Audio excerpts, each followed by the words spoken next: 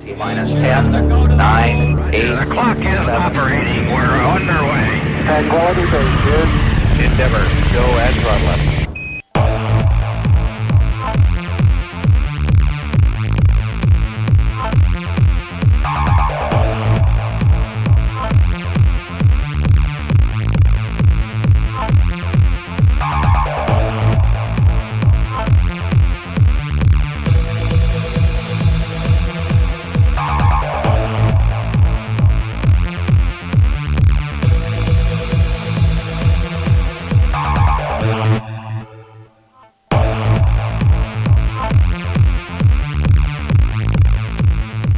Good Wednesday afternoon to you, ladies and gentlemen. Welcome back to the 2014 USCSA National Championships here live from Lake Placid, New York, as we are ready to bring you broadcast coverage of the second run of the Men's Giant Slalom Championship here from Whiteface Mountain in the Adirondacks of upstate New York. Hi, everybody. Boss Hogg alongside Alex Beatty, back with you on day one of the snowpocalypse here in the northern regions of New York. It has been snowing all morning long, and it looks like things are getting worse out there. An incredibly difficult track for the racers during run number one. And Alex, it looks like things have gone from bad to worse. That's right, boss. We're just getting started here with the snow, and conditions are already brutal. We saw almost 20 racers go out early this morning in run number one. We have a much shorter field in run number two today. Only 82 racers, so we lost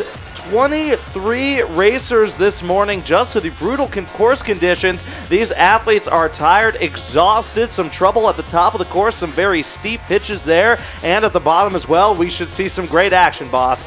If you are somehow lucky enough to be on a beach in South Florida, you will enjoy our live coverage of today's second run from Lake Placid on the USCSA Broadcast Network. Sit back, relax. We have got exciting collegiate ski racing action for you.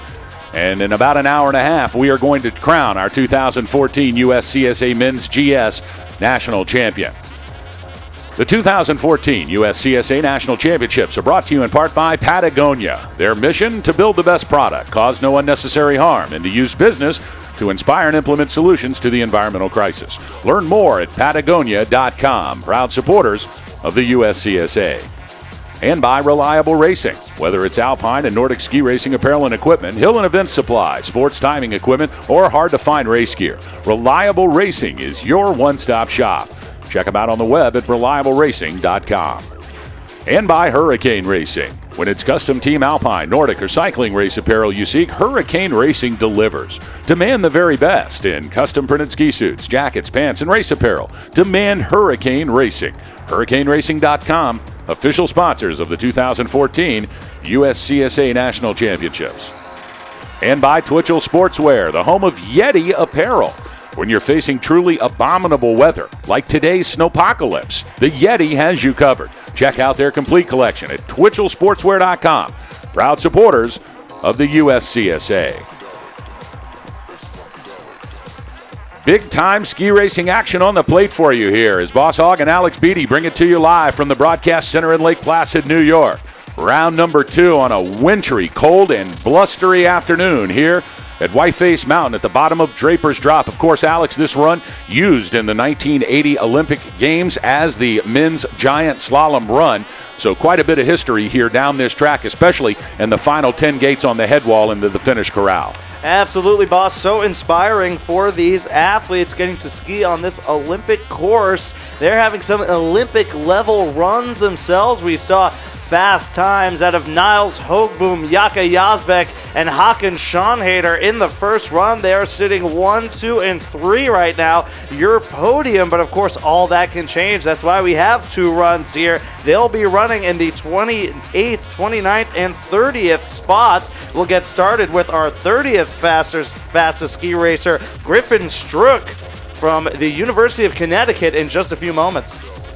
Right now, if you look on your screen, you'll see the wind is blowing sideways. Lots of snow coming out of the sky. It looks like we're going to move up to about 2 inches an hour here around 3 p.m. this afternoon, hence our early start time for run number 2 this afternoon. We're going to try to get this race in before we can't get it in. And, of course, back with you tomorrow with the ladies slalom, but we've already had a pushback on that start time. We'll tell you about more of that later on in the broadcast. Of course, it's snowy and windy here today, but yesterday, what a difference a day makes. Let's take a look at some video of this fantastic facility here at Whiteface Mountain and Lake Placid, New York, all part of the 2014 USCSA National Championship.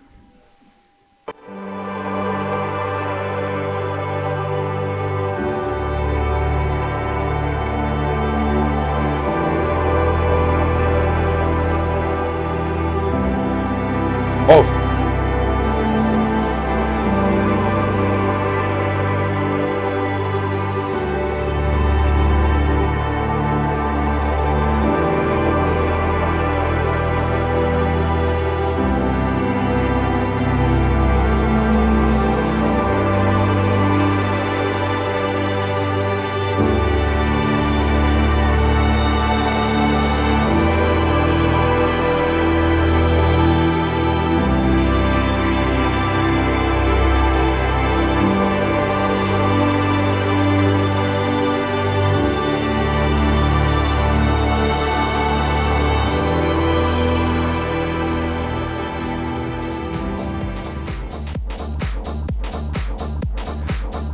And there is a look of what this big giant slalom run looks like as we thank Silas Haggerty from Boss Hog Productions for providing us the course flyover here, courtesy of the Dandy Cam. And what great footage. We appreciate that, Silas. That is what it looks like for these runners, except you could see yesterday when we took the flyover shot of this GS run. Today, maybe 5-gate visibility if you're lucky. So we have given you a tease. It sure looks nice and fun as you look at it yesterday. But today, conditions have definitely changed. A tough afternoon, and it's going to be a real test to these athletes to try to keep a run together and win a national championship. Niles Hoogboom, the man to beat. He was the man to beat last year as he is the defending national champion in the men's GS, winning last year out in Sun Valley, Idaho. And he's going to try to repeat this year. But there is a man right behind him, just 0.3 of a second behind, Jaka Yazbek from Sierra Nevada College. And Yazbek is extremely focused, and he wants to put Hoogboom in the second position as he takes home a national championship here today. A big war, Rocky Mountain College and Sierra Nevada College 1 and 2 here in the individual competition. And we're going to find out who can come out on top just a few minutes from now. Let's take a look at the race course conditions here. Things a little worse than what we saw earlier on today. Our temperature right now, 25 degrees here in Lake Placid, right up on the side of Whiteface Mountain. We're looking at 94% relative humidity. We'll be starting the run again at 830 meters, dropping down to the finish corral at 500 meters for a total vertical of 330 meters. 42 gates of fun right in the middle of a snowstorm for these racers. They'll have to navigate 41 direction changes, and our chief of race is Paul Van Slyke. Just a few minutes away here from our forerunners.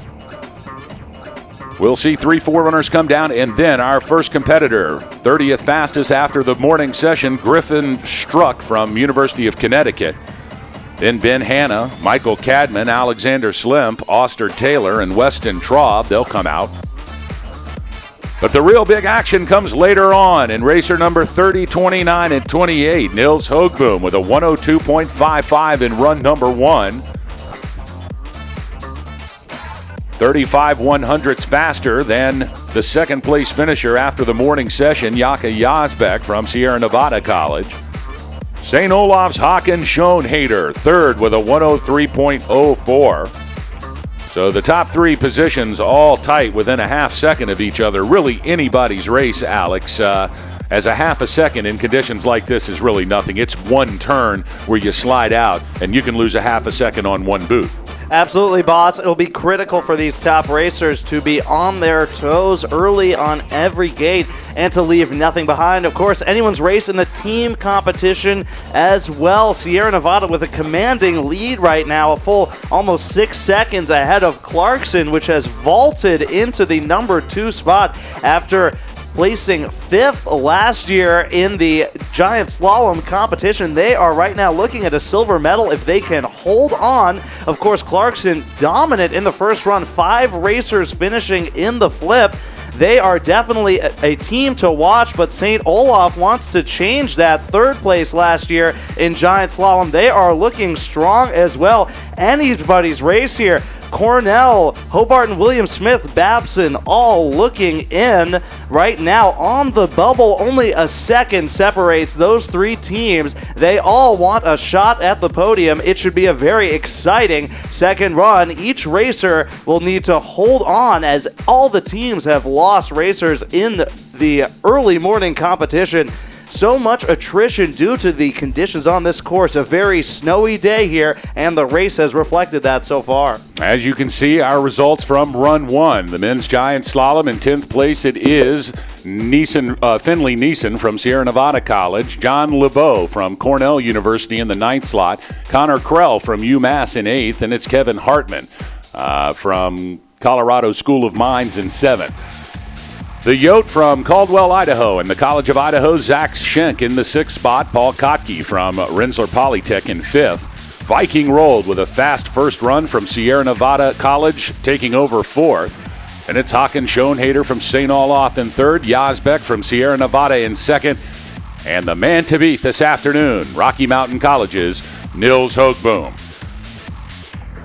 As the wind picks up here in Lake Placid, New York, I'll tell you, Alex Beatty, I am glad to be in the warm yet outdated broadcast center here.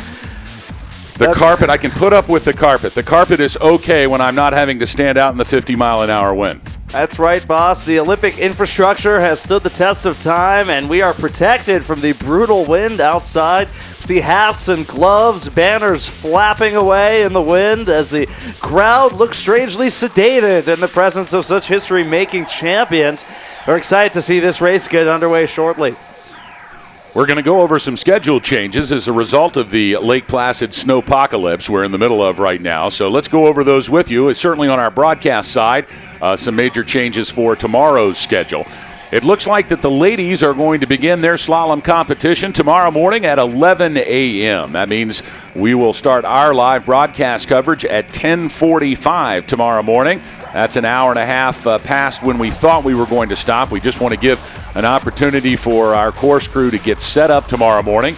It appears that we are going to be taking down all of the B fence, all of the safety fence that you see along this national championship run. It will be removed immediately following the run today.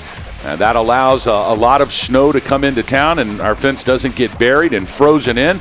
And then we'll be back early tomorrow morning to reset the B fence and have this race ready to go at 11 a.m. So tune in to the USCSA Broadcast Network tomorrow morning at 10:45 a.m. Eastern Time for live coverage of the Women's Slalom Championship here from Whiteface. Also, some more schedule changes for the USCSA calendar of events here at National Championships. Remember, Nordic events and snowboard and freestyle events going on simultaneously. We use all of the venues inside this town, as we are doing today. If you have an opportunity to make your way to Lake Placid, I might recommend you waiting until Snowpocalypse is ended, but get in the car and come on down, folks. Great competition happening all week long here, part of the USCSA National Championships. We had originally scheduled our big celebration, the USCSA ceremonies and cookout and ski jumping exhibition. That will take place on Thursday night. It has been moved to Friday night. So now, instead of at 7:30 p.m. Eastern Time on Thursday, it will now be Friday night that we have the big festivities here at the Olympic jumping venue. Come out and enjoy some great collegiate ski jumping and a big fireworks show taking place immediately following the event. That is going to begin promptly at 7:30 Eastern Time on Friday night at the Olympic Jumping Arena here in Lake Placid. Looks like our first 4 runners have now made their way down. We've got a couple of more to come. As you can see, lots of course workers are going to be slipping the snow off of this course. It is accumulating at a rather rapid pace, and of course, ski racers want it to be cold and icy. And our course workers and crew and volunteer staff at the USCSA, along with a lot of the ski racers, it's great to see this. You know, the girls come out and cheer on the boys, and the boys come out and cheer on the girls.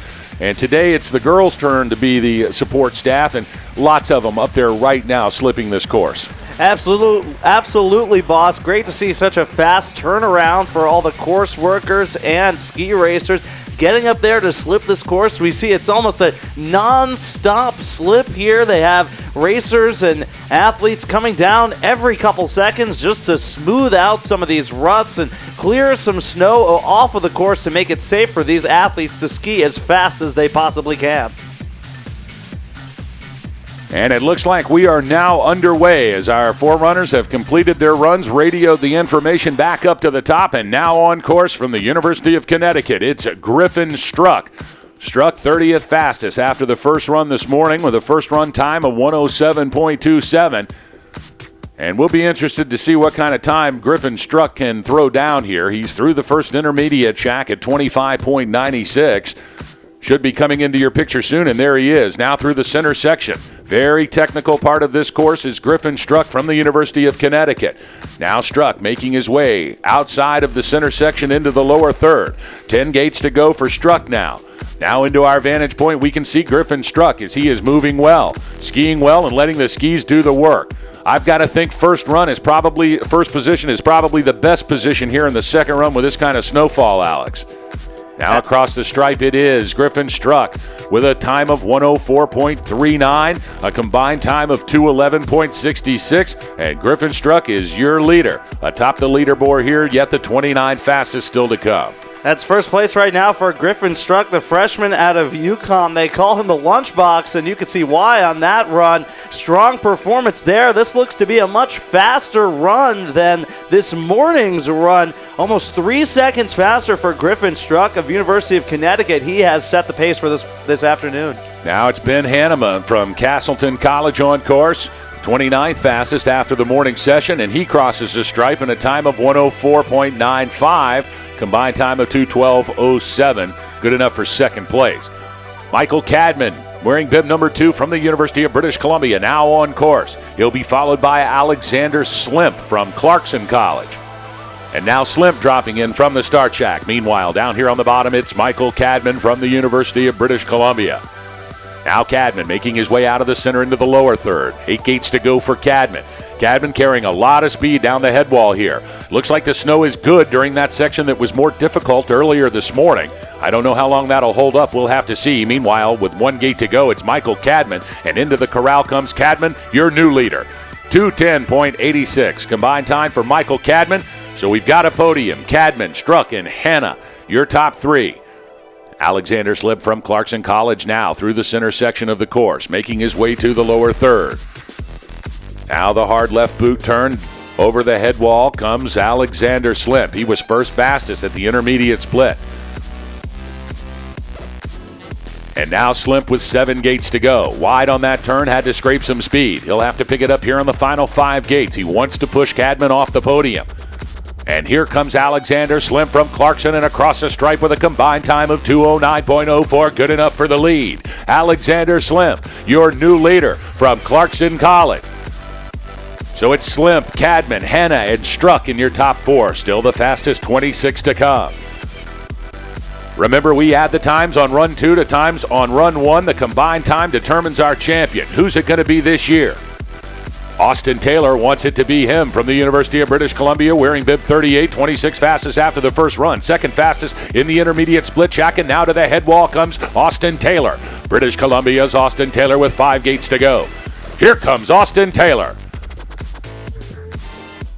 And across the stripe, Taylor punches the line in at 2:09.92. Good enough for second place. So it is Slimp, Taylor, Cadman, Struck, and Hanna in your top 5. But Weston Traub from Hobart William Smith College is now on course, wearing bib number 40. He was 25th fastest after the first run, and now dropping in from the top start shack, it's Clarkson University's Austin Florian. Florian, 24th fastest. Grady Gores from St. Olaf. He's awaiting run number 2 from the shack. Now here to the bottom and 9 gates to go, it's Weston Traub. Weston Traub from Hobart William Smith College. Really letting the skis fly into the final 5 gates. Here comes Weston Traub. And now Traub punching the line and into the corral with a combined time of 2:10.99. Good enough for the 4th slot. Alexander Slimp from Clarkson still holding on to the lead. He's ahead of Austin Taylor and teammate Michael Cadman, both from the University of British Columbia. But Austin Florian, bib number 79, he is flying down the mountain. Through the center section, now into the lower third comes Austin Florian. First fastest at the intermediate first shack, but now he's slowed down. He had trouble through the middle section. He'll have to pour it on here on the head wall with 8 gates to go. Here comes Austin Florian from Clarkson College. 5 gates to go for Florian, skiing well. Good speed into the lower section. Austin Florian now driving to the finish line and into the corral with a combined time of 2:10.80. Good enough for third place. Alexander Slimp, Austin Taylor, Austin Florian, your top 3. But Grady Gores, wearing bib number 44 from St. Olaf College, is now on course. Sean Donahue dropping in from Clarkson now at the top. Grady Gores, second fastest at the split shack. He'll have to pick up some time here in the bottom section to take over Alexander Slimp. Now 8 gates to go for Gores. Meanwhile, Sean Donahue skiing well at the top. Let's see if Grady Gores can take over Alexander Slimp as he punches the line in a combined time of 2:11.17. Not enough. Still Slimp at the top of the leaderboard, followed by Austin Taylor, Austin Florian, Michael Cadman, and Weston Traub, your top 5. Now Sean Donahue on course, wearing bib 43, 22nd fastest after the first run from Clarkson College. He is the first fastest at the first split shack. Now has moved back down to second fastest at the second split shack. He will have to ski clean here in the last 7 gates. He makes his way down the head wall. He's able to recover, and now 5 gates to go for Donahue. Will it be enough to take over Slimp? The 2 teammates battle it out. Oh, he almost bites it but makes it. Through into the finish corral is Sean Donahue, and he is your new leader. 2:08.76. Sean Donahue from Clarkson College, leading this men's national champion giant slalom. Now back to live action from Rhode Island. Check that, Rochester Institute of Technology. It's Chase Ennis wearing bib 25. Now Ennis out of the center section into the lower third. At the top of the head wall and 10 gates to go for Ennis. Letting the skis fly now, trying to keep the body pointing in the line towards the line. And now he's out of control. He's able to gather. And now driving to the finish. He missed the last gate. Oh my word. Oh my word. And it looks like we've had a terrible accident from Chase Ennis here right at the finish corral. Ennis is into the B fence. And now the course workers making their way over there to make sure Ennis is all right. He had a wild ride coming down in the last 5 gates, Alex Beatty, and he missed the final gate. It looked like he had caught an edge. It shot him right over to the side next to the finish corral. And let's take a look and see if we can see Ennis now getting up from the B fence. Meanwhile, back to live action now. Charles Loth from Clarkson College now making his way down wearing bib 63. And Loth across the stripe with a combined time of 2:07.93. And Charles Loth is now your new leader. Clarkson College tearing this mountain up here in run number 2 in the National Championship Giant Slalom. They hold the top 3 slots. It's Charles Loth, Sean Donahue, and Alexander Slimp. It's a Clarkson College party here in run number 2. Absolutely, boss. Looks like they really want to take home that silver medal. I see an opening here. Looks like Chase Ennis is up. He is doing fine on his feet now. Only thing hurt is his pride a little bit. Misses that last gate. An unfortunate incident there into the B-net, but we're glad to see he's okay, boss. He is skiing down right now. A big round of applause for Chase Ennis as he showed us what it's all about to be a national championship racer here at the USCSA. A course hold now as we try to scrape some of the snow off. It is snowing hard at the top of this run. The wind blowing left to right, sideways at 25 miles an hour. Anybody's race, anything can happen. And Christian Perryman from Clarkson now on course. Will they make it 4 deep? It is a Clarkson road show here in run number 2 from Lake Placid as Christian Perryman, 19th fastest after run number 1 earlier today, now on course. It looks like the Clarkson boys got together and had something special for lunch, Alex Beatty. They are on fire here in run number 2. Absolutely, boss. They've looked dominant so far, sitting in the 1, 2, 3, and 5 spots. Christian Perriman hoping to change that. He wants to finish in that top 3 for the moment. 5th fastest after the first intermediate check. He'll have to speed things up if he wants to make that happen. Christian Perryman, 8th fastest through the second intermediate split shack. He'll have to pour it on here at the top for Perryman. He makes his way over the head wall. Now into the last 9 gates comes Christian Perryman. His teammate Charles Lowe still atop the leaderboard. 4 gates to go for Perryman. It is a hairy ride here in the bottom. And Perryman is going to get into the finish corral safely with a combined time of 2:10.17. So it's still Loth, Donahue, Slimp, Taylor, and Perryman, your top 5. Still the fastest 15 to come, including bib number 3, Julian Scherding from Northeast University. Scherding, 18th fastest after run 1. He'll be followed by the University of Ohio's Riley Harris. Check that, Ohio State's Riley Harris, wearing bib number 20.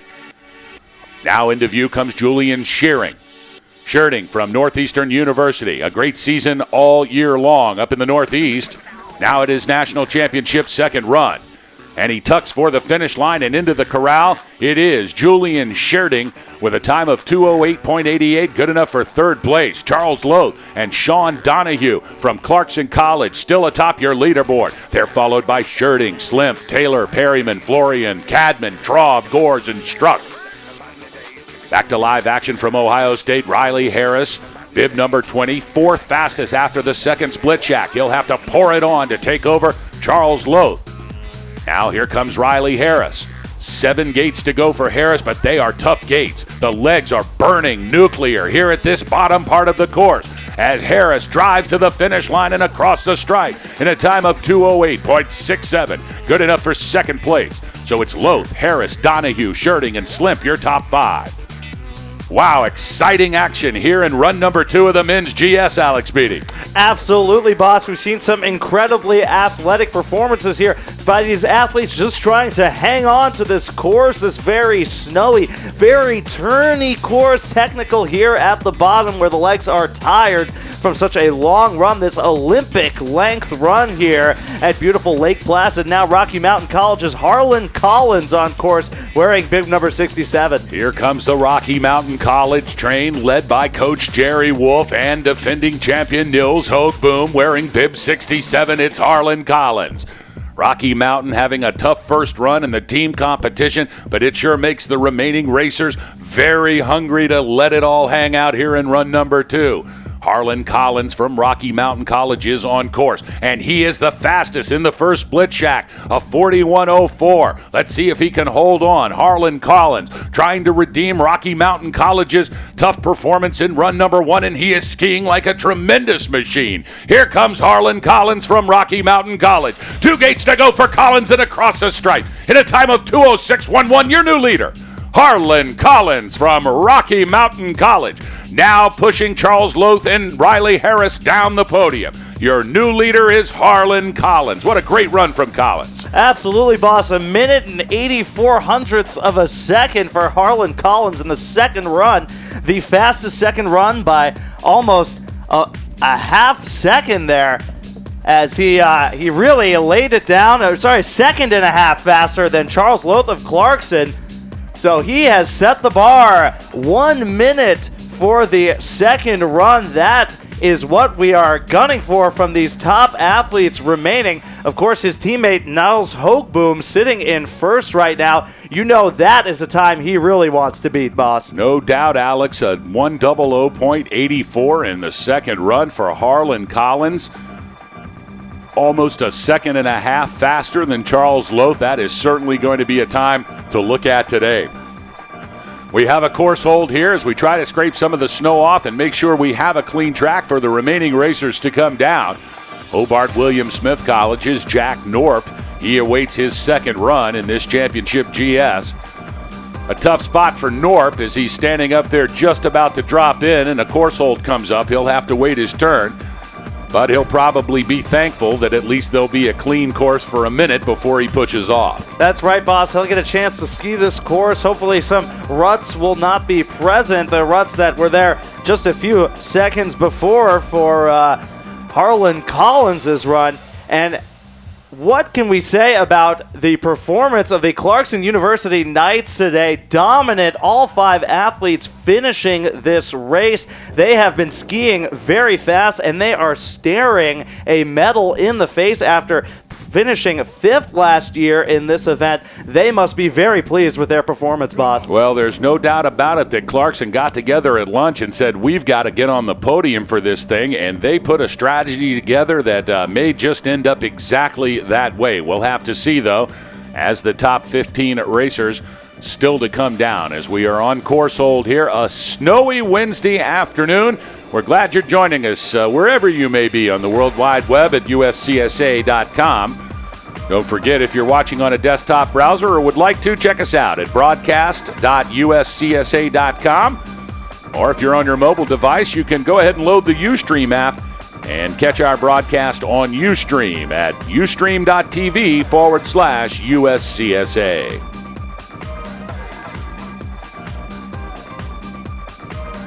Lots of folks now gathering here in the finish corral up and down the final 5 gates of this incredible Olympic run used in 1980 for the men's and women's giant slalom.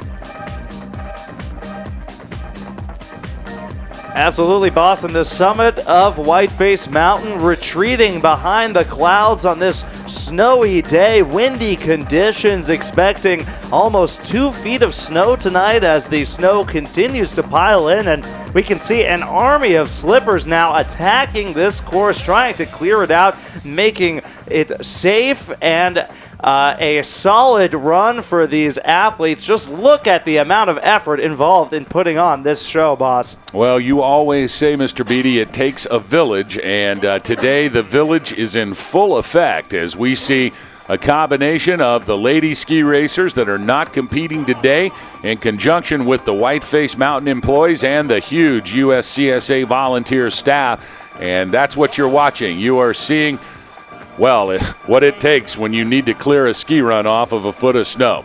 We're going to get it in, though. We've got the manpower, certainly have the will and desire, and we have got the athletes awaiting at the top of this Draper's Drop run, trying to win a national championship here today. Let's go over your order so far. In 10th position from the University of British Columbia, it's Michael Cadman wearing bib number 2. In the 9th slot from Clarkson, Austin Florian in bib 79. His teammate Christian Perryman, also from Clarkson, in the 8th slot. Then it's UBC, that's British Columbia's Austin Taylor in 7th. Alexander Slim from Clarkson, also in the 6th position. Rounding out your top 5, it's Northeast University's Julian Scherting in the 5th slot. Sean Donahue, also from Clarkson, in the 4th position. Riley Harris from Ohio State University, wearing bib 20 in the 3rd slot. And it's Charles Loth from Clarkson College. That's in the 2nd position.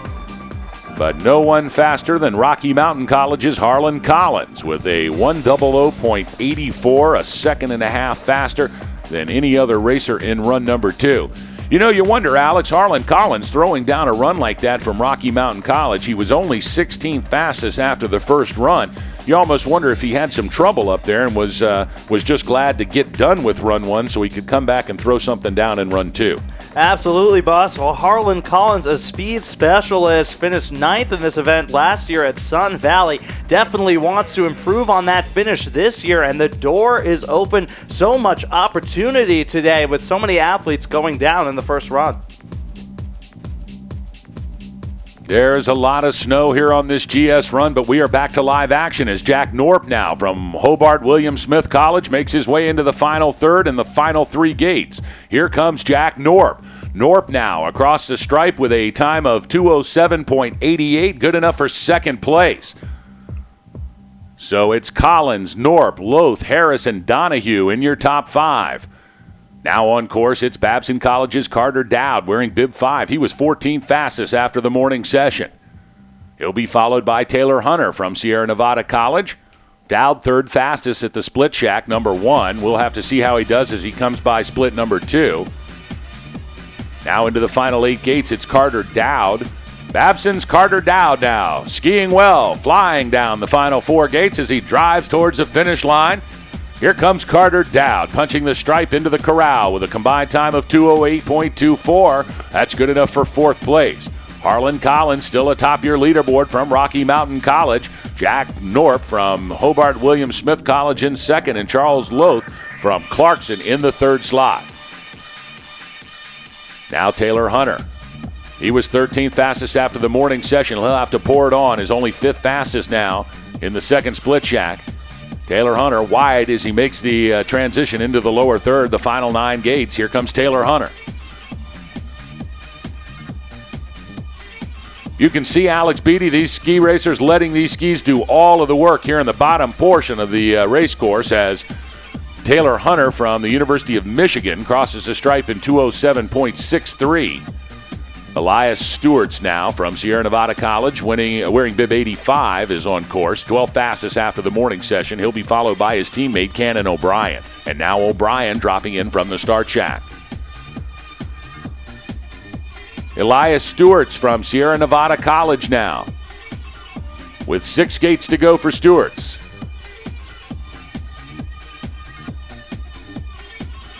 Here comes Sierra Nevada College's Elias Stewart's, and across the stripe in a time of 2:06.42, good enough for second place. So strong performances again in second run from the Sierra Nevada College Eagles. His teammate Cannon O'Brien now has got a blistering fast time going. He is first in the intermediate split shack, wearing bib 48. Cannon O'Brien 11th fastest after the morning session from Sierra Nevada College. Now he makes his way through the technicals, middle part of the course into the lower third. 10 gates to go now for Cannon O'Brien. He's first after the second split shack. This may be your new leader, Cannon O'Brien from Sierra Nevada College, letting it pour on as he drives to the finish line. 2 gates to go, into the tuck, and punching the stripe. It's Cannon O'Brien, your new leader. Cannon O'Brien from Sierra Nevada College. Now atop your leaderboard with a combined time of 2:05.85. Lightning fast from O'Brien. Absolutely, Boston. You can see it in his form as he handled that bottom third of the course, that very pitchy section there where they have wisely changed the hard right-footed turn that was there on the first run to a left-footed turn into maybe some softer snow, giving these racers a little bit more traction as they set up for the final few gates. Now we are in the top 10 from the morning session, wearing bib number 76 from Sierra Nevada College. It's Finley Neeson. Neeson now coming into your picture and making his way through the center section. Very flat but technical inside the center section. You can't afford to scrape speed. And he is carrying a lot of it as he makes his way over the head ball into the final 10 gates. Here comes Finley Neeson. Neeson from Sierra Nevada College, the fastest in the 2 split shacks.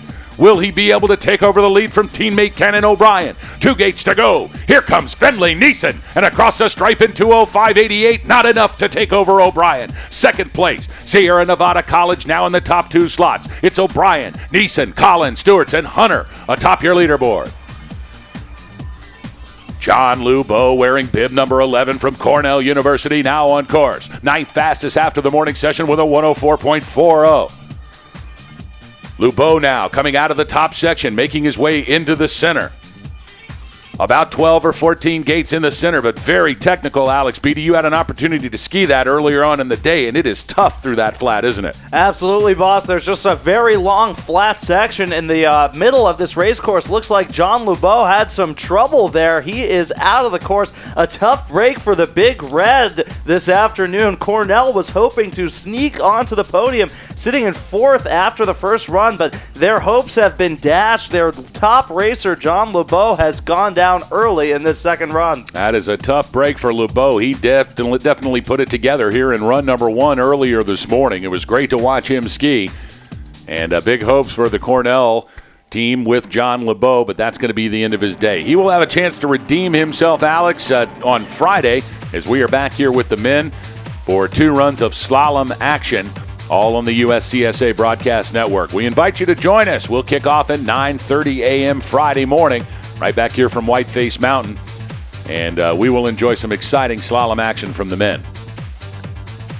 Course hold now as we try to scrape some more snow off. It appears that the snow levels are not increasing, at least is how hard it's coming down, Alex, but the wind is definitely picking up, blowing right to left now. Absolutely, boss. Definitely a factor. Just changing wind directions can influence the times of these athletes. Of course, they try to stay very aerodynamic, but a crosswind can change your entire perspective on a race course, and we'll see if that factors in this afternoon. Connor Krell, he awaits run number 2 from the start shack. Krell from the University of Massachusetts, the zoo in Amherst. Skied great earlier on this morning. A first run time of 104.27, good enough for 8th spot. Merely completing the first run today is quite an accomplishment, as about quarter of the field did not. We saw most of the action here on the bottom third of the course, just about 6 or 7 gates up from the finish line in a very steep part of the bottom portion of the trail. Looks like they have worked that kink turn out just a little bit. But you can't change the pitch, can you, Alex? You can move the gates, but you can't change how steep it is. Absolutely not, boss. And with the ice that develops, of course, a very thick layer of ice underneath the snow that has been falling today. That ice can be very tricky, especially at the top of that pitch there, where the wind can move all of that snow that's fallen today just off of that part of the pitch and reveal a bulletproof ice coating that can be brutal on these skiers, boss. Well, just when you think it's going to stick to you, then it slides out from under you, and that's championship racing. Back to live action now. On course, Connor Krell from the University of Massachusetts at Amherst, wearing bib number 23, 8th fastest after the morning session. Now Krell making his way through the center section, skiing well. Has got good speed here as he makes the turn and over the head wall into the final 12 gates. Here comes Connor Krell now. Krell coming into sight here from the broadcast center. 10 gates to go for Connor Krell. Krell pouring it on. He'll need to pick up time as he was slow at the top. Connor Krell with 5 gates to go, skiing well. Now driving to the finish line is Connor Krell. And punching the stripe into the finish corral comes Krell with a combined time of 2:07.12, good enough for 5th place. So still your leader from Sierra Nevada College, it's Cannon O'Brien, followed by his teammate Finlay Neeson. Then it's Harlan Collins from Rocky Mountain, Elias Stewart from Sierra Nevada in the 4 slot. And rounding out your top 5 from the University of Massachusetts, it's Connor Krell. Now on course from Colorado School of Mines, Kevin Hardman wearing bib 16, 7th fastest with a 104.24 after the morning session. Now Kevin Hardman, we're waiting for him to come through the middle section here. And here he is. So Kevin Hardman successfully through the top portion of the run. Through the center section and into the lower third comes Kevin Hartman, now from the Colorado School of Mines. Hartman having to scrape speed as he comes over the head wall. Now trying to pick back up as he gets into the steep. 5 gates to go for Hardman. Colorado School of Mines, Kevin Hartman now with 3 gates to go. As he drives towards the finish line and into the corral, it is Kevin Hartman with a combined time of 2:14.58. A tough second run for Hartman as he experienced some trouble high above on this whiteface run. Now it's the College of Idaho's Zach Schenk. Schenk wearing bib number 22 from Caldwell. The Yotes skiing fast here in the men's second run of the GS. Schenk second fastest after the intermediate split.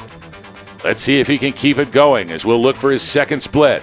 As Schenk makes his way through the center section, dropping now into the lower third over the head wall. 10 gates to go for Zach Schenk.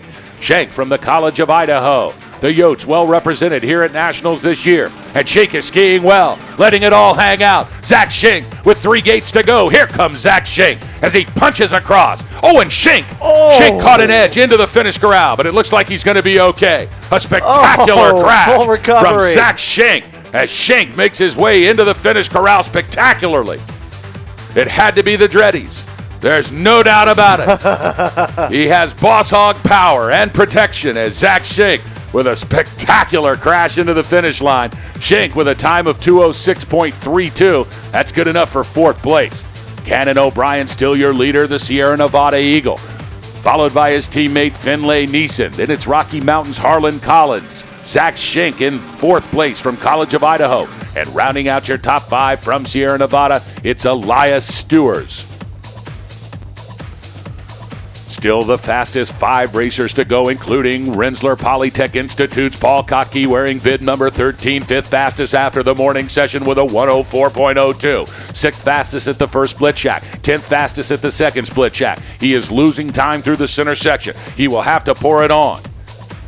And he comes across the stripe with a time of 2:06.63. Good enough for 6th place for Kotke.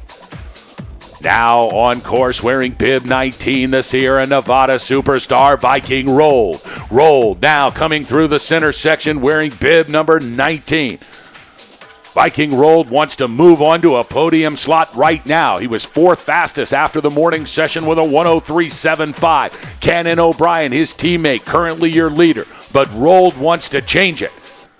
Here comes Viking Rolled now, out of the middle section. We'll see him crest the top of the hill into the final 12 gates momentarily. Rolled is skiing well. Here comes Rolled. Viking Rolled now, into the final 10 gates and down the head wall. Viking Rolled letting it all hang out. Here comes Viking Rolled from Sierra Nevada College, the Eagle superstar with 3 gates to go. Viking Rolled now punching his way into the corral. And Viking Rolled with a combined time of 206.06. That's good enough for third place. So it is now a Sierra Nevada College party on the podium. Cannon O'Brien, your leader. His teammate Finley Neeson in second. And Viking Rolled now in the third slot.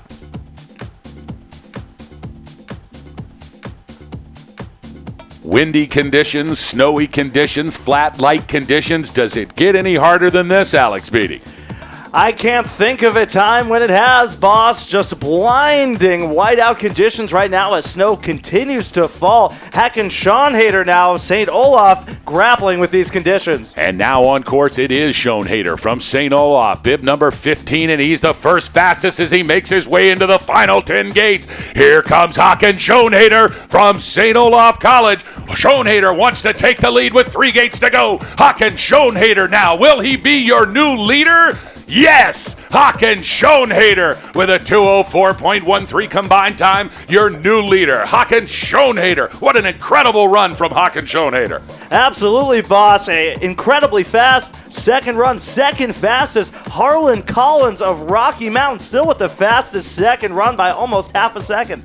Now on course, it's Yaka Yazbek, the War Eagle from Sierra Nevada College wearing bib number 29. Yazbek wants a national championship badly. He finished behind Nils Hoogboom last year in the 2013 National Championships from Sun Valley. He wants redemption. Yaka Yazbek now through the center section. Yazbek now is going to make the turn, heading down the head wall with 12 gates to go. Here comes Yaka Yazbek from Sierra Nevada College, driving with his legs, pointing the body down towards the line. He's wild but fast. Here comes Yaka Yazbek. Yazbek with 4 gates to go. He's late. He's going to have to pour it on as Yazbek punching the stripe, and your new leader, Yaka Yazbek, with a 203.41. He's atop the podium with 1 to go. And now Nils Hoogboom, your 2013 defended champion, wearing bib 17 from Rocky Mountain College. He's now on course. He was first after the first run with a lightning time of 102.55. Nils Hoogboom with nothing to lose and everything to gain. The defending national champion, Nils Hoogboom, is now on course. Will he have enough speed to take it away from Sierra Nevada College's Yaka Yazbek? Now Hoogboom coming into the picture. He's in the middle section, skiing well. He is fast. No intermediate split, we won't know. We'll have to watch him come through as he now crests the top of the hill with 12 gates to go. Here comes Rocky Mountain's Nils Hoogboom. Hoogboom skiing like a monster. 5 gates to go for Hoogboom. Will it be enough? Will he take over Yaka Yazbek's spot? Nils Hoogboom, will he win a national championship as he crosses the stripe? And he wins! Nils Hoogboom with a combined time of 203.15. He wins again. Nils Hoogboom doubles up the 2013 national champion and now the 2014 national champion. An incredible run from Nils Hoogboom with a 100.60. You know, he was slower than Yazbek on the second run, but he had enough lead to hold on and wins a national championship. What an incredible run from Nils Hoogboom. Absolutely, boss. Takes it by 26 hundredths of a second. Nils Hoogboom, back-to-back golds in the giant slalom at the USCSA National Championships. Can we smell a Hoogboom dynasty? Yes, we can. 2 gold medals, boss. Nils Hoogboom from Rocky Mountain College showed that he was strong as new bridge cables here in this second run of the men's giant slalom. An incredible run from Nils Hoogboom, and Hoogboom is going to walk away with the gold for the second year in a row. It was a close competition in run number one. Yazbek throwing down an incredibly fast second run. In fact, the fastest of all of the top 30 racers during the flip. Yazbek with a 1:00.51.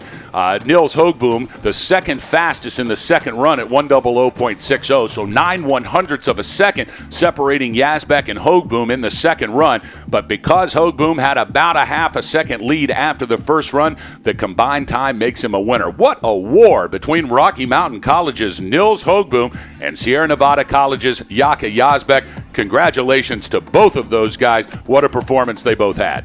Absolutely, boss. Nils Hoogboom takes the gold in the individual, but looks like Sierra Nevada will take it for the team competition. 2 years in a row now, Sierra Nevada has won this giant slalom race.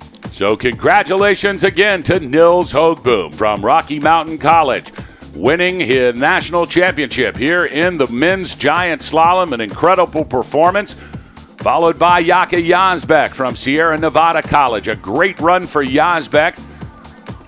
Let's run down the order here. Third place belonging to Håkan Schoenhader from St. Olaf College. Cannon O'Brien from Sierra Nevada in fourth. Finlay Neeson from Sierra Nevada in fifth. Viking Rold from Sierra Nevada in sixth. Then it's Harlan Collins from Rocky Mountain in seventh. Zach Schenk from the College of Idaho finishing in the eighth position. Elias Stewars from Sierra Nevada in ninth.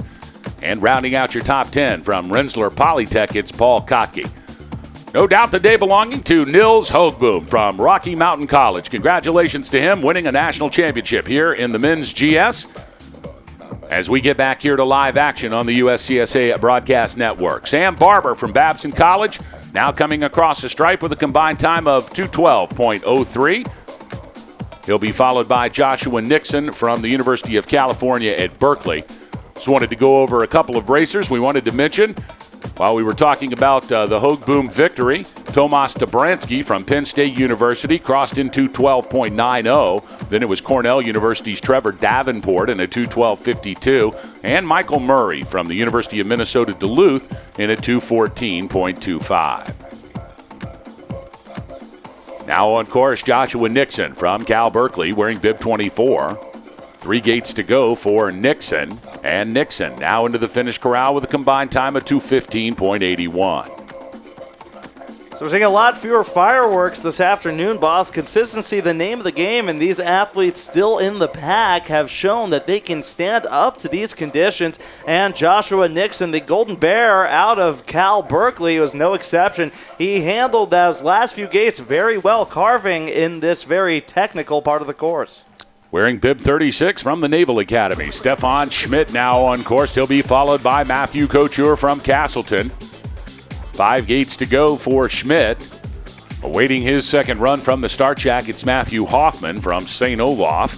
Meanwhile, here at the bottom, Stefan Schmidt from the United States Naval Academy with a combined time of 2:15.61. So 2 good runs from Stefan Schmidt. Nice to see the Naval Academy well represented here at Nationals this year.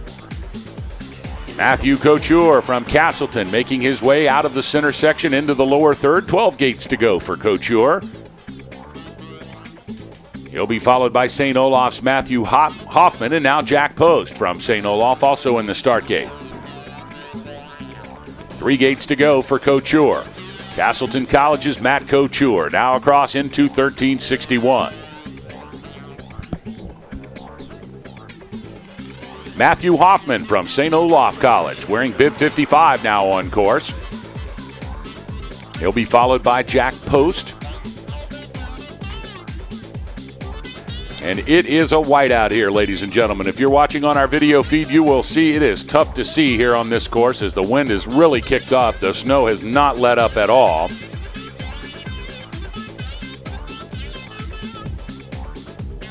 Matthew Hoffman now. We're taking a look at Hoffman. We have not seen him come into the picture. It may indicate that Hoffman has had some trouble high above our vantage point here at the base of the Draper's Drop.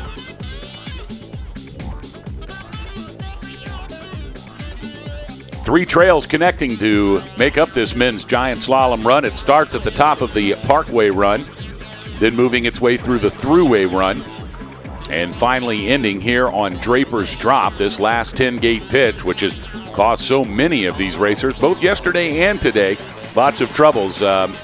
You combine direction change with that type of pitch and 42 gates of ski racing and what it's done to your legs already, put them all together and you've got carnage, don't you? Absolutely, boss, and they picked a perfect run here to put these racers through their paces. So many varying terrains and conditions, some very pitchy parts, some of the steepest on the hill at the top of this race course, and some of these athletes lost in that mix. Matthew Hoffman and Jack Post, bib number 55 and 90 respectively, both lost at the top of that course. They are off course now, and they are done for the day. Penn State University's Tyler Smith, the Nittany Lion, now on course wearing bib 31, 40th fastest after the first run this morning. He'll be followed by Duke University's Oliver Hopkinson. You know, you got to wonder, Alex, does Duke University's Oliver Hopkinson, I mean, he's on steep terrain. He's at the top of Whiteface Mountain in Lake Placid, New York, and it's a blizzard with 40-mile-an-hour winds. I'm not sure he sees that anywhere in North Carolina.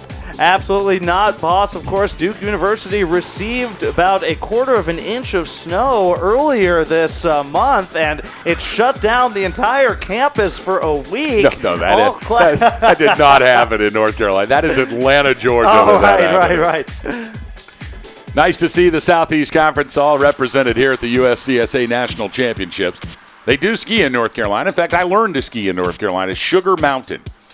And Beach Mountain is there as well. There used to be a little place called Wolf Laurel. I like that too, but I think it's gone now. Beach Mountain sounds warm, boss. Yeah, it's very warm. It's definitely warm. We have a course hold here as we try to scrape some more snow off. Oliver Hopkinson wearing bib 9 from Duke now dropping in. So he is on course. He'll be followed by Andrew Bangy from Cornell University. Penn State's Tyler Smith lost in the mix. Bib number 31 fell early on this course. He is out for the day, so we've lost 3 racers in a row to deteriorating course conditions. Snow coming down, and a lot of slipping has been done to keep this course in shape.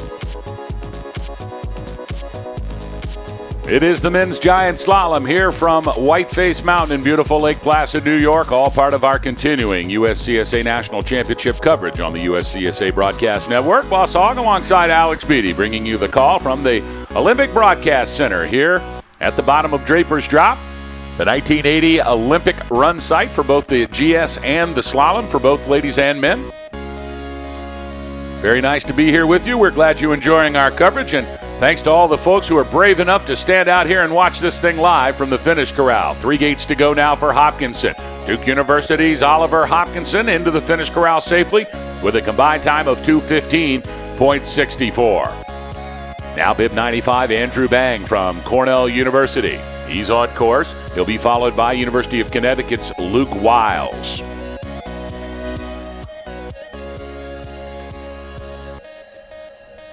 Cornell's Andrew Bangy, bib number 95, struggling there in the middle of that course. He lost a little speed in that flat section, couldn't harness all of that energy and carry it into the bottom. Looks like he had to get a little bit late there, about 5 gates from the finish. He's back on course now, skiing well towards the finish. A fast time for sure from bib number 95, Andrew Bangy. Bangy across in 2:15.24 combined time, good enough for 34th position. We'll run down your top 10 while we have a short hold in the action here. In the 10th slot, Paul Kotke from RPI. It's Elias Stewars from SNC in 9th. Zach Schenk from the College of Idaho in 8th. 7th belonging to Harlan Collins from Rocky Mountain College. In the 6th position, Viking Rolled from Sierra Nevada. Rounding out your top 5, it's Finley Neeson, also from Sierra Nevada. His teammate Cannon O'Brien in the 4th slot. Hakan Schoenhader from St. Olaf College in 3rd. Yaki Yazbek with a great performance in run number 2 from Sierra Nevada, finishing 2nd. But the day belongs to Rocky Mountain College's Nils Hoogboom, throwing down an incredibly fast first run and hanging on in run number 2 to take away his 2nd consecutive national championship here in the men's giant slalom.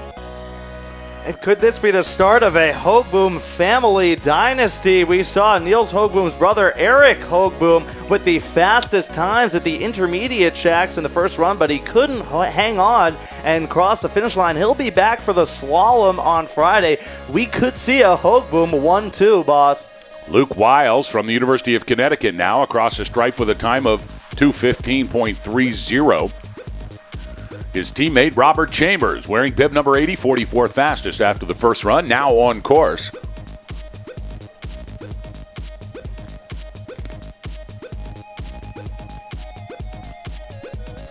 Tyler Smith, bib number 31. Looks like Smith skied out. We just saw him come through the finish corral, but he is a DNF here in run number 2. Tough break for Tyler Smith. He'll be back for slalom action on Friday. Robert Chambers now from the University of Connecticut, punching the stripe with a combined time of 2:13.76. We'll see Northeastern University's Nicholas Sherman now on course. He'll be followed by the University of Nevada, Reno's Graham Collins. There's Northeastern University's Nicholas Sherman. Nick Sherman, bib number 52, now dropping into view. Skiing well here into this bottom section. Looks like he had to scrub a little bit of speed to hang on across the head wall. Nick Sherman skiing for the resurgent Northeastern team, very much in the mix today, with a just up in the air scenario here for the bronze medal. Almost loses it across the finish line. Hooked the back of his skis on the purple stripe there, but bib number 52, Nick Sherman, he will finish with a time of 2:14.24. You know it is snowing when the finish line becomes lumpy. You know, the flat part of the finish line, of course, they're trying their best, our course crew here, to rake it and keep it clean, but it is coming down here in Lake Placid on Whiteface Mountain this afternoon. That's right, boss. Choppy. Even at the bottom of this course, we saw Chase Ennis before lose it near the finish line into the B-net. He was okay, but definitely some treacherous conditions near the bottom. Graham Collins now from Nevada, Reno, into the tuck and into the finish corral safely. Graham Collins with a combined time of 2:16.35. Now it's Kevin Dacos from Babson College, 47th fastest after the morning session. He'll be followed by the Naval Academy's Patrick Papp.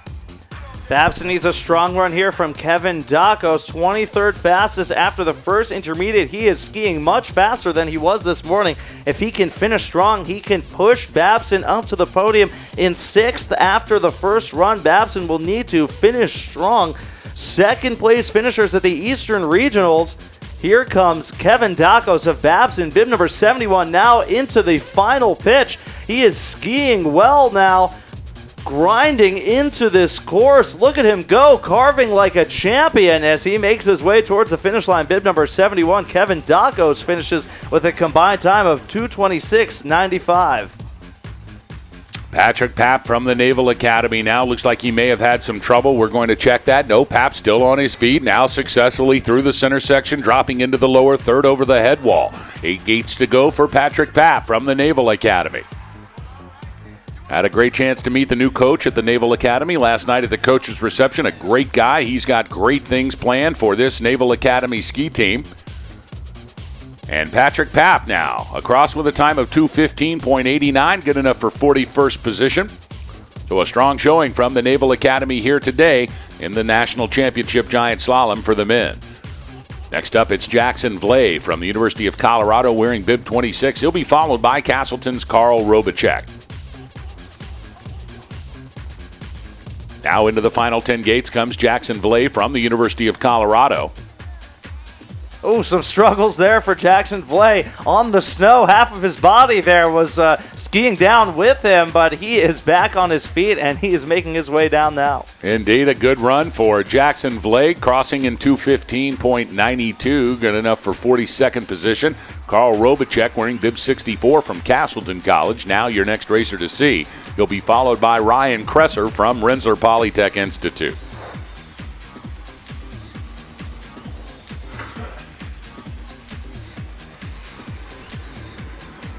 Here's Carl Robasek from Castleton, 29th fastest after the first intermediate, but 42nd fastest after the second. He lost a lot of speed there in that center section where just a small mistake can cost you a lot of time.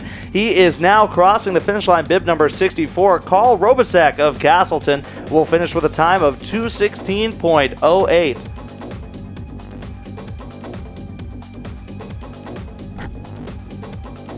Rensselaer Polytech Institute's Ryan Kresser now on course, 31st fastest in the first intermediate split shack. He was 51st fastest after the morning session with a 109.26 in run number 1.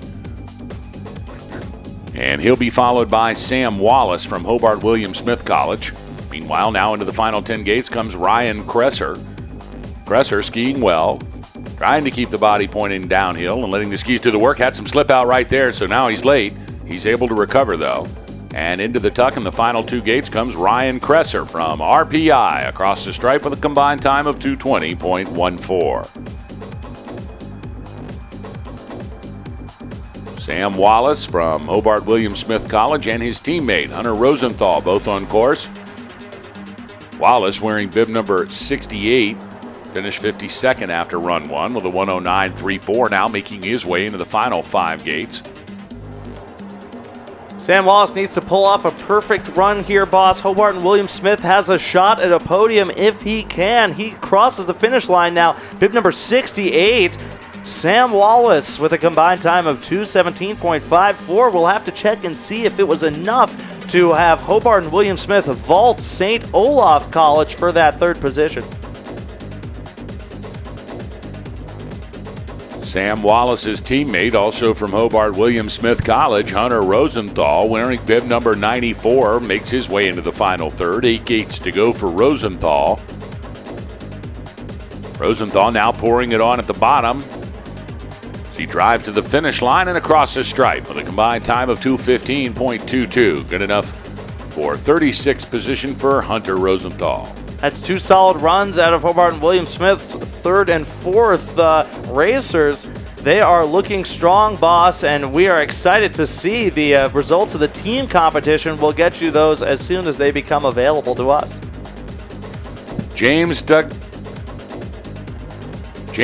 D'Agostino from Penn State University, the Nittany Lion, wearing bib 86. On course, he's followed by Northeastern University's Adam Sapers. Meanwhile, 5 gates to go for D'Agostino.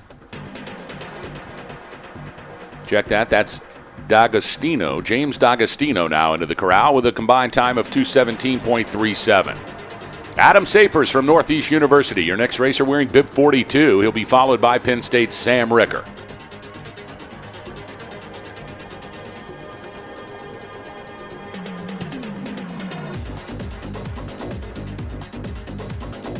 Now we see Adam Sapers making his way across the head wall into the final 10 gates. Sapers, a good season this year up in Northeastern, part of the Thompson Division. Absolutely, boss.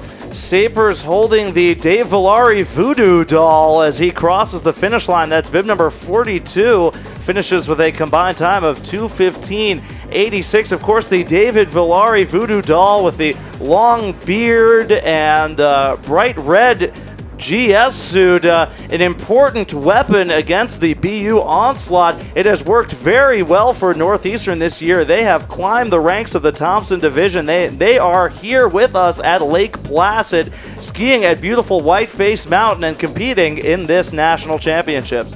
We've got a course hold here just in time for Sam Ricker at Penn State University Nittany Lion, now getting ready for run number 2. Ricker skiing out of Carabasset Valley Academy in Carabasset, Maine. His dad, Harry Ricker, the coach of the University of Maine at Farmington, ski racing running deep in the Ricker family. And now he's a Nittany Lion. Girlfriends have an amazing power, don't they? Right you are, boss. And well, like his dad said, would he rather ski for his dad or ski with his girlfriend? You know. Let's go over your top 10 one more time. Paul Kopke in the 10th slot from RPI at Sierra Nevada's Elias Stewers in the 9th position. Zach Schenk in 8th from College of Idaho. In 7th, belonging to Harlan Collins from Rocky Mountain College. And in 6th, Viking Rolled from Sierra Nevada. Rounding out your top 5, Finley Neeson, also from Sierra Nevada in the 5th position. Cannon O'Brien, his teammate, in 4th. Hakan Schoenhader from St. Olaf's College in the 3rd slot. Runner-up today from Sierra Nevada College, it's Yaka Yazbek. And your winner, again, the 2014 USCSA Men's National Champion in the Giant Slalom, repeating back-to-back from 2013 from Rocky Mountain, it is Nils Hoogboom.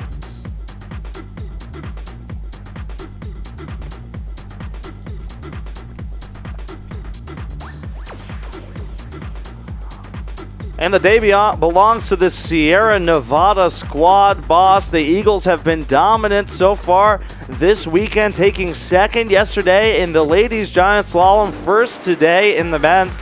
They are a team to be reckoned with, a squad put together by Coach Bronco Zagar. He must be pleased with their performance today, boss. Just a dominant performance by the Sierra Nevada squad. 5 racers in the top 9, boss. Unbelievable. Really unbelievable. What a great program Zagar's got going in Incline Village. No doubt about it. Now Sam Ricker from Penn State University, the Nittany Lion. He's on course through the center section now, weaving through this slow but technical section. As now he makes his way over the head wall. Into the final 12 gates comes Sam Ricker. Had to scrape a lot of speed right there. He'll have to pick it back up. As Ricker now, the legs on fire, trying to navigate the final 8 gate. Ricker letting it all hang out. And Ricker looks like he's going to put a run together here. Sam Ricker now across the stripe into the final finish corral comes Ricker with a combined time of 2:14.85. We had Andrew Allberg on course wearing bib number 54, Allberg from the University of Minnesota in Duluth.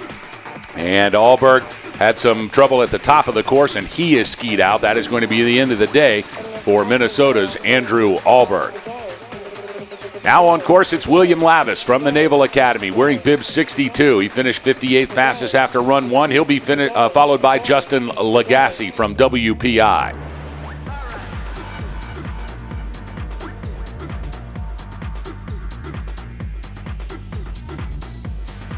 William Lavis should be coming out of the top section into the middle part momentarily as we wait for William Lavis. You know, boss, the visibility hard on these athletes to see the gates and hard on us to see the athletes. But here comes William Lavis of the Naval Academy now skiing strong into the bottom half of the course. He is making the transition there from the flats into the steeps, now coming into view in this bottom third. William Lavis of the Naval Academy carving well now. He is skiing fast, driving that body down towards the finish line. There he goes now into a tuck across the finish line. Bib number 62, William Lavis of the Naval Academy finishes with a combined time of 2:18.19. Good run for Bill Lavis now. Justin Lagasse from WPI, bib number 105, 59th fastest after the morning session. He's on course, followed by his teammate George Gettle. Gettle 60th fastest, wearing bib number 107. So good performances from the WPI men's team. John Foodie-Tang will be coming up later. Jared Foster from RPI awaits run 2 from the start shack. Meanwhile, back to live action here. 5 gates to go for Justin Lagasse from WPI. Now Lagasse punching the stripe with a combined time of 2:18.22. George Gettle from WPI, his teammate, now on course. And here comes Gettle into the center section. Gotta hold the speed through the center section. If you scrape it there, it is tough to get it back until, of course, you get shot over the head wall back into the steeps in the last 12 gates. You'll pick up plenty of speed then, no doubt about it. Absolutely, boss. A little too much speed for some of the racers. Have been shot almost into the woods by that giant head wall there. Here comes George Gettle of WPI rocking the trademark WPI orange jumpsuit. The speed suit of WPI, of course, orange, not one of the WPI colors, boss. I'm not sure. Was there a sale on that orange? There was a sale on the orange, right? That's right, boss, Yeah. and Mark Sullivan couldn't resist. Yeah, absolutely. He'll never pass up a sale. Jared Foster, bib number 30 from RPI. Now on course, 61st fastest after the morning session. Jimmy Zuber from Princeton, wearing bib number 21. He is on at the top start shack awaiting run number 2. Of course, Bob Zuber, always a great supporter of the USCSA. Hopefully he's listening in back in New Jersey or Massachusetts or wherever he may be. But Jimmy is about to come down from Princeton. Great to see the Ivy League represented here at the USCSA. Jared Foster from RPI now into the center section, making his way through this slow but technical middle portion of the course.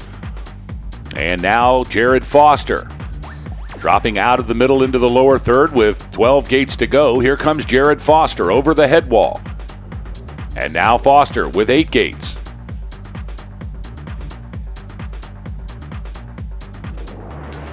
Skiing well, boss. You can see the difference that the snow has made here. Not as much ice at the top of this pitch, and it really showed there. Jared Foster's run, but a collapse across the finish line. Jared Foster collapses in exhaustion, but he is quick to get up. A double ejection over the finish line. An impressive performance. I give it a 9.3, boss. Absolutely. 9.3 all day for Foster. Glad he's okay, and he will score as he finished his run in 2:20.64. Now back to live action, and at the top of the head wall, here comes Jimmy Zuber from Princeton. Now Jim Zuber with 8 gates to go. Zuber skiing well for Princeton in the New Jersey Conference. Great to see him here at the National Championships this year as Jimmy Zuber now into the final stretch, and across the stripe comes Zuber with a combined time of 2:22.66. So a successful first giant slalom here for Jim Zuber. He'll be back on Friday and competing in the men's slalom right here from Whiteface. We'll bring you live coverage of that beginning at 9:30 Friday morning right here on the USCSA Broadcast Network. Eddie Arita now from Colorado School of Mines wearing bib 35. Now down the head wall into the final 5 gates comes Arita. And here is Eddie Arita from the Colorado School of Mines across into the finish corral with a combined time of 2:21.91.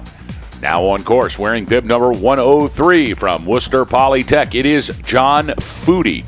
They call him the Foodie Tang. He was 64th fastest after the morning session, 39th fastest in the intermediate split shack, so he is making up some good time in the top portion of this run. Let's see if he can keep it going. Here comes Foodie over the head wall now. 12 gates to go for John Foodie Tang. Now Foodie skiing well, letting the skis do all the work, trying to keep the body pointing in the fall line. As he drives towards the finish line, here comes John Foodie Tang. And John Foodie now across the stripe with a combined time of 2:20.24. Good enough for 53rd for Foodie. Strong run there from John Foodie. Almost lost it on that second to last gate, boss. You could see that right ski almost wiggled out from underneath him. Could have been disaster there on that last gate. But John Foodie, bib 103, has successfully completed 2 runs of Giant Slalom. Nice to see Foodie here at this year's National Championship in Lake Placid. And now we have Nicholas Balta from Cornell University. Balta getting a good run here, carrying good speed through the lower course. A little shaky on the final gate, but now into the corral safely comes Nicholas Balta with a combined time of 2:17.80. There is no doubt, Alex Beatty, this course is getting chewed up here at the bottom, right across the finish line especially. Big ruts starting to develop as the snow has not let up a bit. We're probably seeing a good 1.5 an hour coming out of the sky here at Lake Placid. The wind blowing sideways left to right. And it's really a testament to the skill of these championship racers that they can even make it down this course, much less in a competitive time. And we have had great success here in run number 2. Only losing, well, it looks like, well, we have lost a few. I had hoped that we had not lost that many, but sadly I was incorrect about that. Reed Dreschel now from Castleton College. Nope, he is skied off course. That's going to be the end of the day for Castleton's Reed Dreschel. Now Bennett Hadley from Northeastern University wearing bib number 75. He'll be followed by Tyler Rengenscheid, bib 27 from the University of Minnesota Duluth, and Tyler Baumgartner from University of Nevada Reno awaits run number 2 from the start shack. Bennett Hadley looking strong here, boss. You can see a lot of these athletes maybe preferring this more snowy condition here in the second run. Less ice up there at the top. And this has really been conducive to the thriving of some of these athletes. They have improved on their times, and they're moving up in the standings, boss. Across the stripe, it's Bennett Hadley. Northeastern University's Bennett Hadley with a combined time of 2:23.07. Tyler Ringenscheid.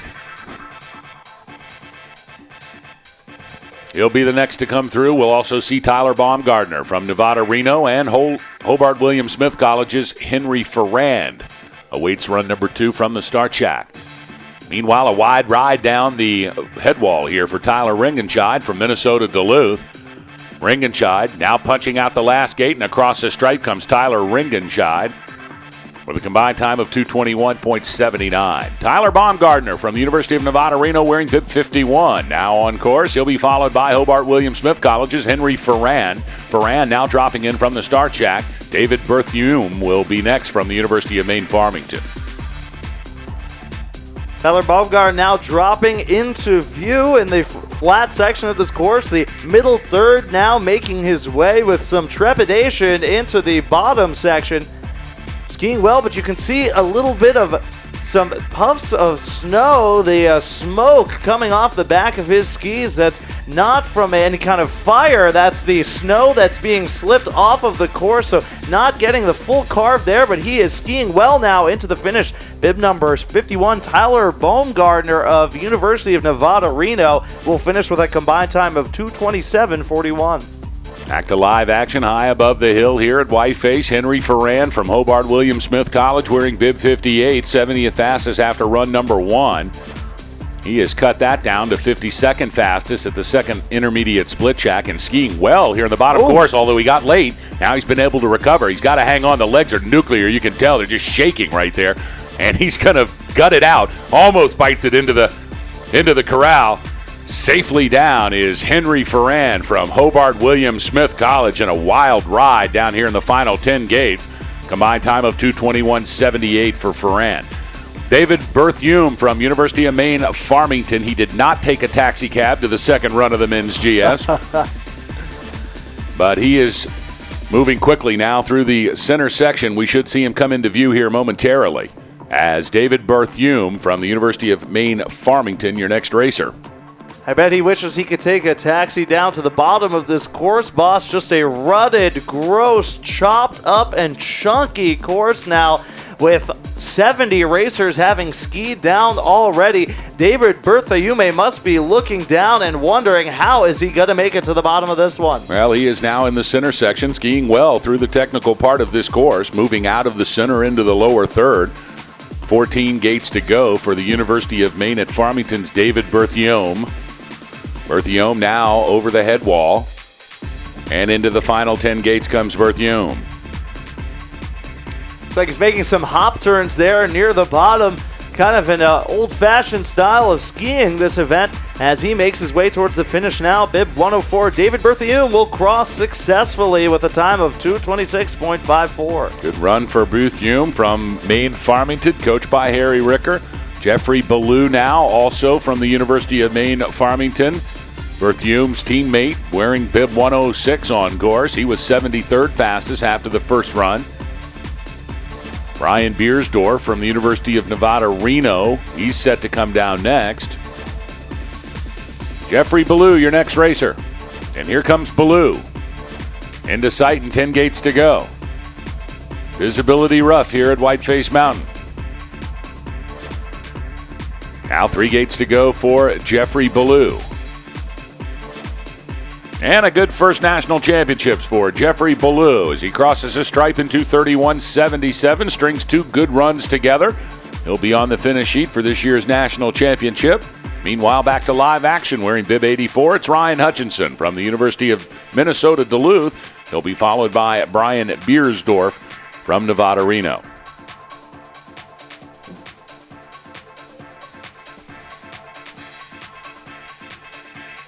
Ryan Hutchinson, the next racer you'll see from the University of Minnesota in Duluth. The one thing we never have to worry about the Minnesota kids figuring out is how to see in the middle of a blizzard, because they get plenty of those there. The pitch might be foreign to them, but the snow certainly is not. Absolutely, boss. They have thrived in these conditions so far. We've seen Hackett Schonhader of St. Olaf, no stranger to the snow, going to a school in the Midwest. He is sitting in third right now. You have to imagine he has dealt with these conditions like a champion. As we see Ryan Hutchinson from Minnesota Duluth now into the final 8 gates. He's trying to slow down as he gets through this steep section here. And here comes Ryan Hutchinson now with 4 gates to go. Hudson hanging on. And now Hutchinson across the stripe with a combined time of 2:30.47. So a good GS 2-run string for Ryan Hutchinson from the University of Minnesota Duluth. Ryan Beersdorf now from Nevada Reno on course, and dropping in from the top, it is the University of Maine at Farmington's Jeremy Demers. Jake Wellian from the University of British Columbia next to come down for run 2 from the start shack. Meanwhile, Brian Beersdorf from Nevada Reno out of the center section into the lower third. 10 gates to go for Beerdorf as he makes his way down the head wall. 7 gates to go for Beerdorf now. Ryan Beerdorf, 72nd fastest after the morning session.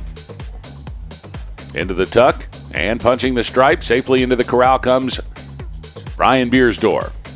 Combined time of 2:34.94. Jeremy Demers from Maine Farmington wearing bib 112. He's next up. Jake Wellian from British Columbia wearing bib 57. He'll be following Demers. And Maximilian Prank from Colorado School of Mines wearing bib 49 awaits his second run from the shack. Back to live action here in the final 8 gates. It's Jeremy Demers from the University of Maine Farmington. 3 gates to go for Demers. And into the tuck and across the stripe, it's Demers. And he almost had a ride here in the finish corral as well. 2:29.74 for Jeremy Demers from the University of Maine at Farmington. Now it's Jake Wellian, bib 57 from British Columbia. He'll be followed by the Colorado School of Mines, Maximilian Prank, now on course. And Sean McCoy, another Maine Farmington student. And ski racer awaits run 2 from the start shack.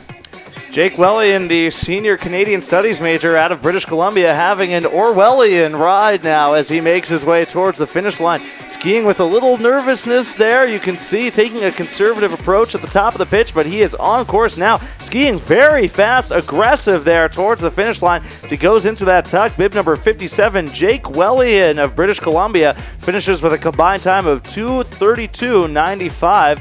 Now bib number 49, Maximilian Prank of the Colorado School of Mines on course past the second intermediate start shack, and skiing into view now makes his way towards the bottom pitch. He'll be followed by Sean McCoy from Maine Farmington in bib 108. 5 gates to go for Prank from Colorado School of Mines. Of course, Colorado School of Mines always fielding a very intelligent ski racing team.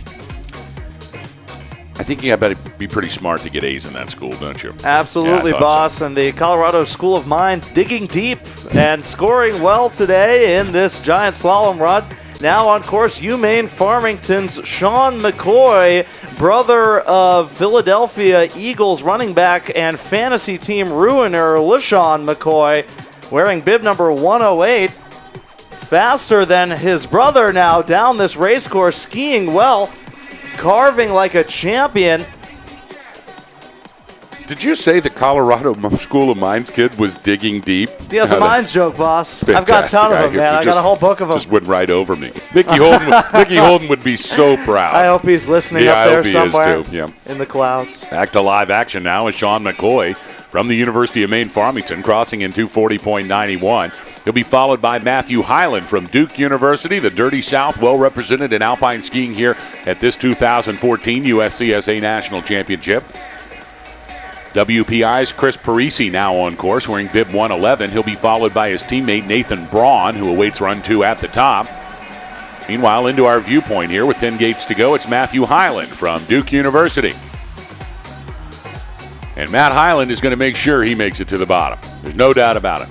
I feel very confident Matt Hyland is going to make it to the bottom. Now into the tuck, now out, now in. And across the stripe, Matt Hyland from Duke University finishing with a combined time of 2:46.10. Chris Parisi from WPI and his teammate Nate Braun now both on course. Parisi wearing bib 111, Braun in bib 109. And now over the head wall into the final 10 gates comes Chris Parisi. Chris Parisi taking a conservative approach here on this pitchy section. Some ruts have definitely developed. He's seen racers almost lose a ski on this part here. See that right ski chatter there. 2 gates near the finish line, but Chris Parisi, bib 111, finishes with a time of 2:44.10. Nathan Braun now from Worcester Polytech, wearing bib 109. He was 81st fastest after the morning session. He'll be followed by Taylor Phillips from Nevada Reno. Taylor Phillips, our last racer of this second session here for the men's GS. 8 gates to go for Nate Braun from WPI.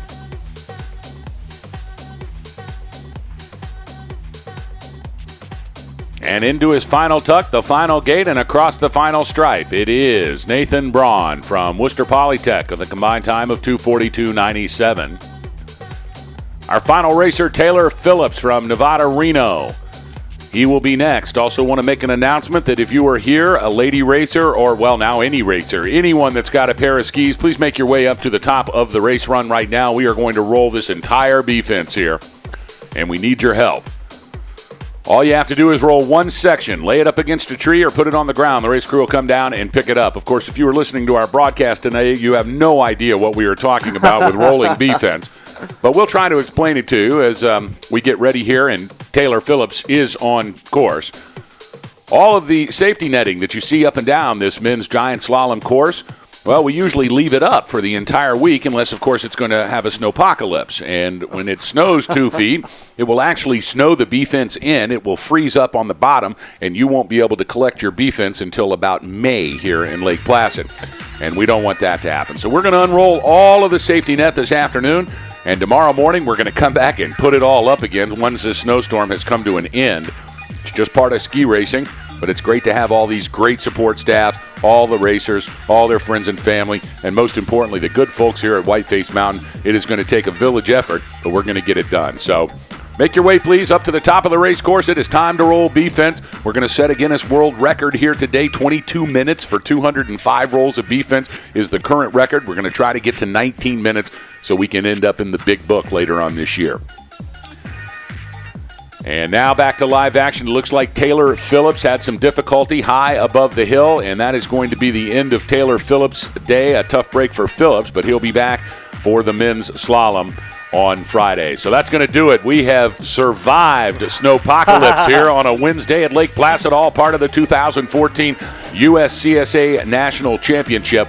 Let's run down your final order. Paul Kotke in 10th place from Rensselaer Polytech Institute. Then at Sierra Nevada College's Elias Stuarez in 9th. Zach Schenk, the Yote from the College of Idaho in 8th.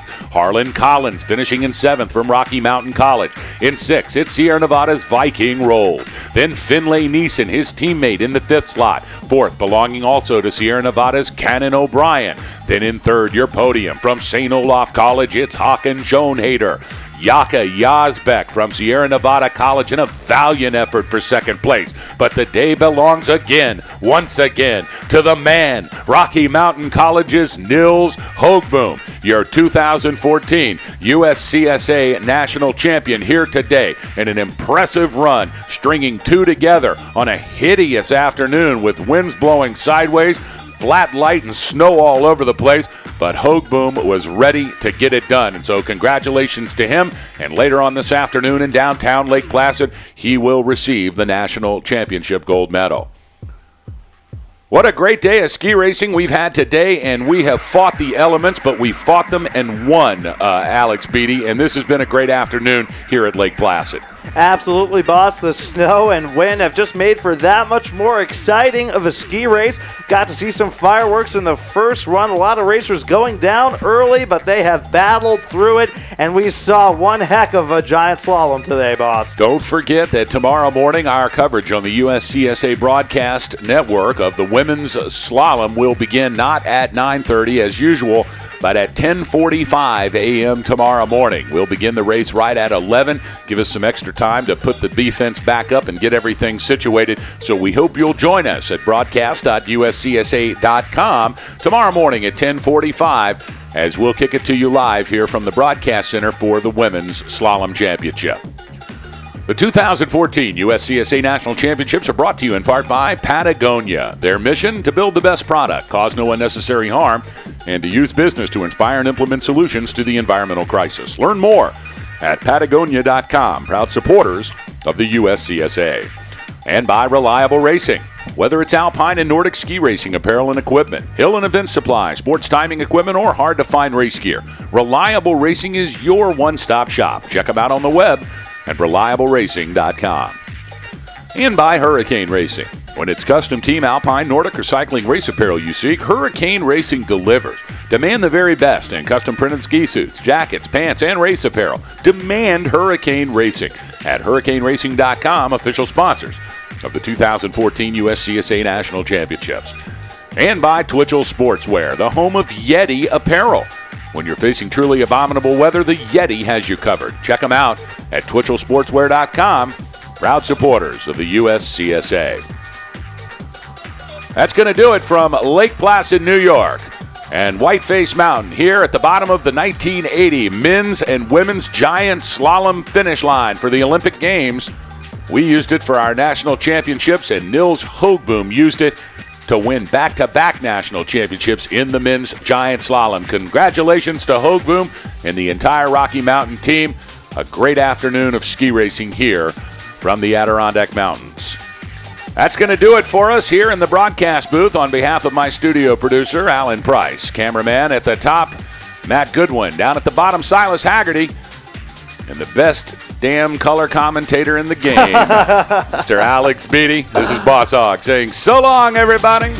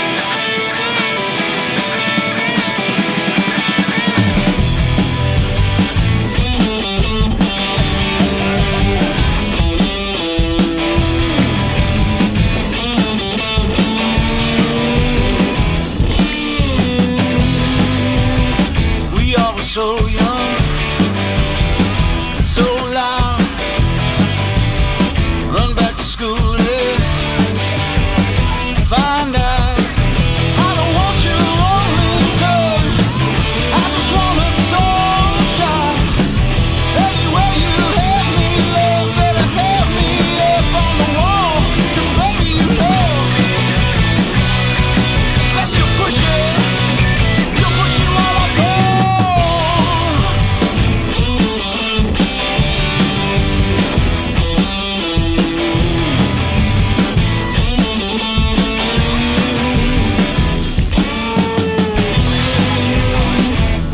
so